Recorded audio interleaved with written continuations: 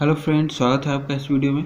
Friends, इस video में हम लोग टेस्ट 6 का 1 से लेके 4 तक का क्वेश्चन सॉल्व करेंगे। तो चलिए स्टार्ट करते हैं। फर्स्ट क्वेश्चन है, find the area of the following diagram. ये जो डायग्राम दिया हुआ है इसका एरिया निकालना है, ठीक है। तो एरिया निकालने के लिए क्या करेंगे, ये जो लाइन है इसको ऊपर तक ज्वाइन कर देंगे, ठीक है। ज्वाइन करने से क्या होगा, दो फिगर तैयार हो गया रेक्टेंगल शेप का, ठीक है। इसका नाम रख देते हैं फिगर ए और ये बी, ठीक है। दो फिगर तैयार हो गया, ए और बी। कौन से शेप का है, ये रेक्टेंगल शेप का है, ठीक है। इसको ज्वाइन करना जरूरी था क्योंकि अगर ज्वाइन नहीं करते तो लिखा हुआ है एरिया निकालना, लेकिन किसका एरिया निकालना है हमको पता नहीं है। अभी पता है कि एरिया निकालना है कौन से शेप का, रेक्टेंगल शेप का जो ये है इसका एरिया निकालना है, ठीक है।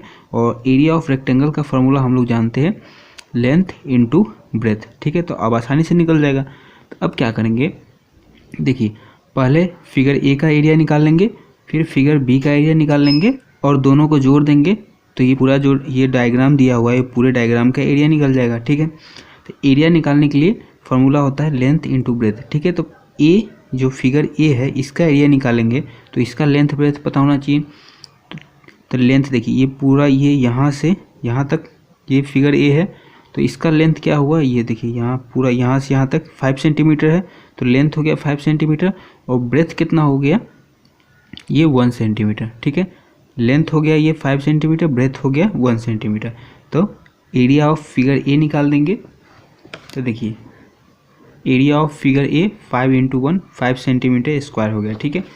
फिर एरिया ऑफ फिगर बी निकालेंगे। तो फिगर बी कहाँ तक है, ये यहाँ से यहाँ तक, यहीं तक है, यहाँ तक नहीं, ठीक, यहीं तक है। फिगर बी यहीं तक है। तो क्या करेंगे, इसका जो ब्रेथ है, ब्रेथ तो ये रहा 1 सेंटीमीटर और लेंथ क्या रहा, ये जो 7 सेंटीमीटर दिया हुआ ये यहाँ से ले गए यहाँ तक है, लेकिन जो फिगर बी है यहीं तक है।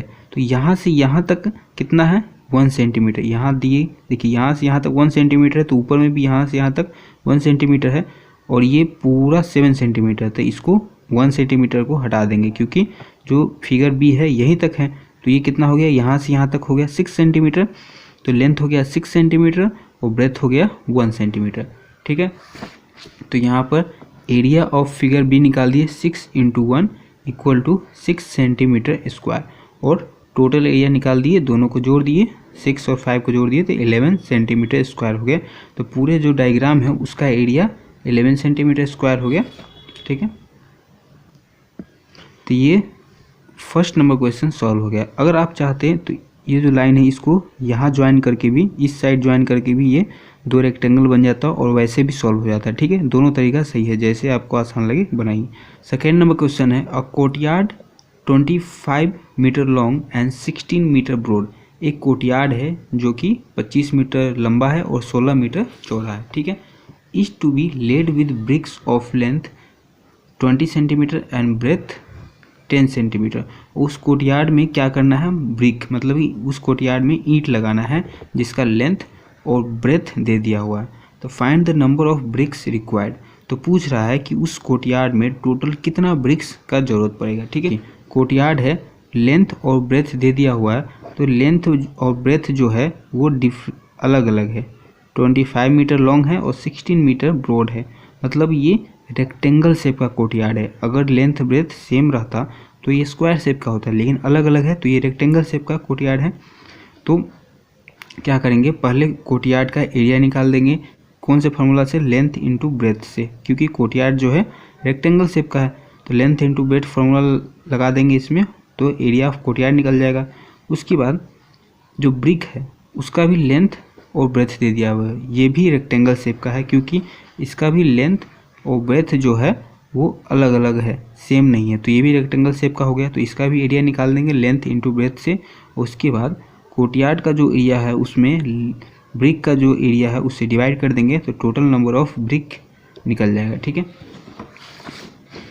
देखिए एरिया ऑफ कोर्टयार्ड निकाल दिए 25 इंटू 16, तो 400 मीटर स्क्वायर हो गया, ठीक है। उसके बाद एरिया ऑफ ब्रिक्स निकाल दिए, length into breadth, 200 centimetre square हो गया। उसके बाद एरिया ऑफ कोर्टयार्ड है उसको एरिया ऑफ ब्रिक्स से डिवाइड कर देंगे, तो नंबर ऑफ ब्रिक्स रिक्वायर्ड, कितना ईंट ज़रूरत पड़ेगा उस कोर्टयार्ड में लगाने के लिए वो निकल जाएगा। लेकिन प्रॉब्लम यहाँ ये है, ये सेंटीमीटर में है और ये मीटर स्क्वायर में थी, इसलिए मीटर स्क्वायर में है इसको सेंटीमीटर स्क्वायर में चेंज कर लिए। ठीक है, कैसे चेंज करेंगे? 1 मीटर में 100 सेंटीमीटर होता है, तो मीटर को सेंटीमीटर में बदलने के लिए 100 से मल्टीप्लाई करेंगे। लेकिन ये मीटर स्क्वायर है, तो 1 मीटर स्क्वायर में 10,000 सेंटीमीटर स्क्वायर होता है। तो मीटर स्क्वायर को सेंटीमीटर स्क्वायर में चेंज करने के लिए 10,000 से मल्टीप्लाई करते हैं, तो 400 को 10,000 से मल्टीप्लाई किए हैं तो इतना आ गया है। ठीक है, उसके बाद डिवाइड कर दिए है तो 20,000 टोटल ब्रिक का ज़रूरत पड़ेगा उस कोर्टयार्ड में लगाने के लिए। ये आंसर हो गया। ठीक है, फिर 3 नंबर क्वेश्चन है, व्हिच प्लेग्राउंड इज बिगर? कौन सा प्लेग्राउंड जो है वो बड़ा है? The one measuring 120 metre in length और 52 मीटर इन ब्रेथ।